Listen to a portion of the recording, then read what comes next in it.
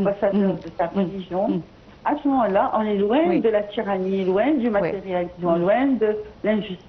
Malheureusement, docteur Magda Amer, prédicatrice de l'islam, Université de l'Azhar, nous arrivons à la fin de cet entretien avec vous et on retourne, merci bien sûr, et on retourne à Chérif Boussela pour l'actualité en bref.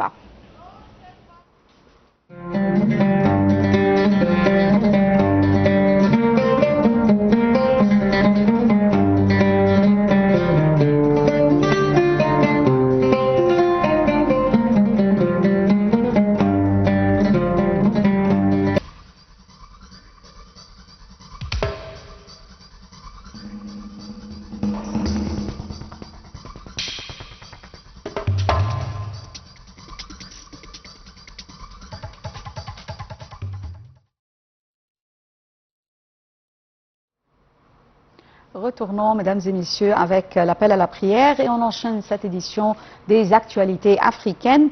Et j'ai le plaisir d'avoir avec moi en ligne Monsieur Raouf Ghaffar, analyste politique et expert en économie, qui va nous jeter la lumière sur le sujet que nous étions en train d'aborder, qui est au siège du ministère des Affaires étrangères au Caire. Les ministres égyptiens des Affaires étrangères et de l'aviation civile ont rencontré les ambassadeurs des pays africains et occidentaux accrédités en Égypte.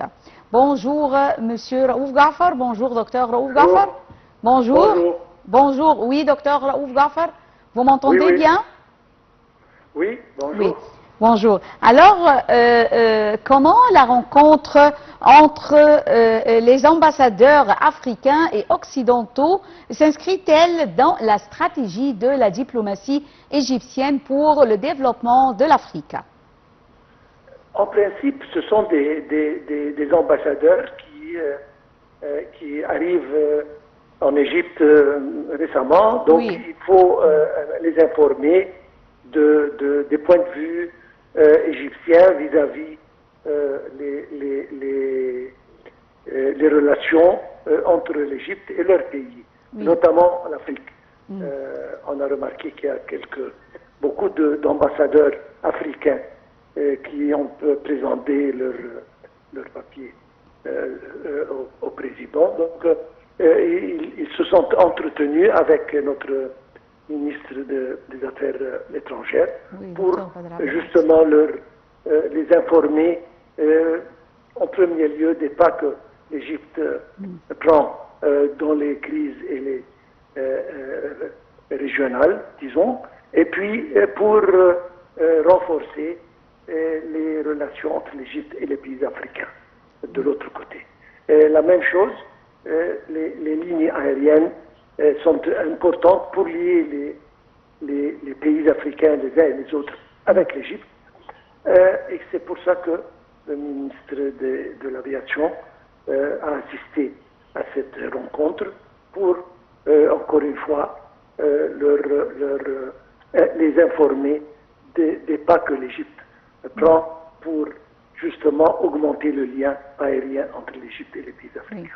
Alors, selon vous, docteur Raouf Ghaffar, comment, ou plutôt, quelles sont les réalisations qu'a effectuées l'Égypte pendant les dernières années et comment l'Afrique pourrait-elle tirer profit de ces gains réalisés par l'Égypte, notamment en ce qui concerne le domaine de l'aviation civile? Bon, je pense que l'Égypte a le savoir-faire et a les moyens. C'est important de réduire les émissions, etc., etc. Nous avons la possibilité, nous pouvons échanger nos savoir-faire avec ces pays africains, les aider à établir leur propre aviation chez eux. C'est important. Un pays qui a une technologie peut la transférer, surtout que nous, comme Égypte, nous regardons, nous faisons certainement part du continent africain et nous regardons l'Afrique comme notre domaine le plus important sur le plan économique et sur le plan relation. L'Afrique, c'est le futur Nous savons ça. Nous sommes une partie de l'Afrique et les intérêts de l'Afrique sont nos intérêts et le bien de l'Afrique, c'est notre bien. Donc, quand on a une technologie et on l'a dans ce domaine, justement, on l'échange avec les pays africains pour rendre leur service aérien meilleur. Oui. L'Égypte offre toujours aux frères africains des stages de formation, on peut dire, dans les différents domaines. Alors, le ministre des Affaires étrangères, Dr Badr Abdelati, avait souligné l'importance de la coopération africaine pour réduire les émissions et renforcer la durabilité du secteur de l'aviation civile. Alors, on peut dire quelles sont les actions concrètes d'Égypte que l'Égypte propose pour ses frères africains. Vous avez dit dans votre mot, on possède le savoir-faire dans ce domaine et justement, ce qui est très important, la formation des cadres africains dans ce domaine.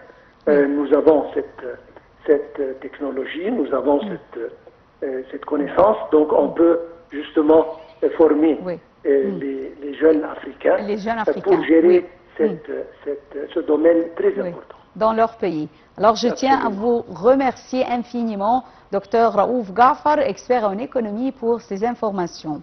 Et on enchaîne avec un autre sujet, alors l'ouverture du marché vénézuélien aux grenades fraîches égyptiennes qui illustre la capacité de l'Égypte, pays africain bien sûr, au cœur des échanges commerciaux, à consolider des partenariats économiques au-delà du continent africain et à promouvoir la qualité de sa production agricole à l'échelle mondiale. Plus de détails avec Marwa Arafa et Ayachel.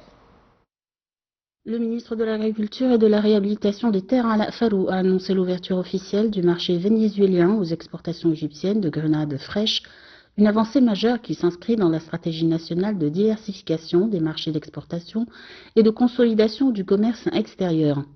Selon le rapport conjoint présenté par le secteur des services agricoles et du suivi de la quarantaine agricole, cette décision est le fruit de longues négociations techniques menées avec les autorités vénézuéliennes, lesquelles ont confirmé leur approbation sans imposer de conditions phytosanitaires supplémentaires. Ce succès témoigne de la confiance croissante des marchés internationaux envers les produits agricoles égyptiens, réputés pour leur qualité et leur conformité aux normes mondiales. Il s'agit également d'un exemple concret de la coopération Sud-Sud qui réunit deux pays en développement, africains et latino-américains, dans un partenariat mutuellement bénéfique. Le ministre Ala Farou a salué les efforts du personnel de la quarantaine agricole et des services techniques du ministère, soulignant que cette nouvelle ouverture contribuera à renforcer la position de l'Égypte comme acteur agricole influent sur les marchés africains et internationaux, tout en soutenant les objectifs nationaux de développement durable et de croissance économique. À Johannesburg, la Fondation Nelson Mandela a placé la justice et les droits humains au centre de débat mondial en rapprochant la lutte historique contre l'apartheid avec la cause palestinienne. Un compte rendu. La Fondation Nelson Mandela a organisé à Johannesburg sa 23e conférence annuelle, marquée cette année par une réflexion profonde sur la justice, la solidarité et les droits humains. Invitée d'honneur, Francesca Albanese, rapporteure générale des Nations Unies pour les territoires palestiniens occupés, a établi un parallèle fort entre la lutte menée par Nelson Mandela contre l'apartheid et la situation actuelle dans la bande de Gaza. Elle a souligné que l'inaction face aux violations commises dans les territoires palestiniens représenterait le plus grand échec moral de notre temps, rappelant que la Palestine est désormais au centre des luttes mondiales pour la justice. L'Afrique du Sud, héritière de la résistance à l'oppression, a de son côté réaffirmé sa position ferme, dénonçant un génocide présumé à Gaza et saisissant la Cour internationale de justice contre Israël. Les discours ont mis en lumière les conséquences humanitaires dramatiques du conflit, des hôpitaux détruits, des civils tués et une conscience mondiale en éveil, notamment parmi les jeunes générations. Israël, de son côté, rejette catégoriquement les accusations de génocide et rappelle la trêve signée avec le Hamas en octobre sous médiation américaine. Cette conférence, inscrite dans la continuité de l'héritage de Nelson Mandela, a ainsi fait de Johannesburg une tribune pour défendre la justice universelle et le droit des peuples à la liberté. Au Soudan, les FSR, forces de soutien rapide, affirment avoir pris le contrôle de la ville stratégique d'El Fasher, dernier bastion de l'armée dans la région du Darfour. Les paramilitaires annoncent s'être emparés du quartier général de l'armée, tandis que les combats se poursuivent. Cette avancée, si elle se confirme, marquerait un tournant décisif dans la guerre qui oppose depuis 18 mois les forces du général Abdel Fattah el-Burhan à celles du général Mohamed Daglo, aggravant la crise humanitaire au Darfour. De retour en Égypte et à quelques jours de l'événement très attendu en Égypte. Alors, l'Égypte finalise les préparatifs pour l'ouverture du grand musée égyptien prévu le samedi prochain, le 1er novembre. Le ministre des Affaires étrangères, Badr Abdel-Ati, a confirmé la coordination entre les institutions concernées pour accueillir les dirigeants du monde entier. Le président Abdel Fattah el-Sisi a également suivi les derniers préparatifs afin que la cérémonie reflète le prestige culturel de l'Égypte. Le jour de l'ouverture a été déclaré férié pour les administrations publiques, tandis que les gouvernorats du Caire et de Gizeh ont achevé les aménagements urbains et lancé les campagnes de promotion autour du musée. Considéré comme le plus grand musée au monde dédié à une civilisation, le grand musée égyptien symbolise le rayonnement culturel et patrimonial de l'Égypte moderne.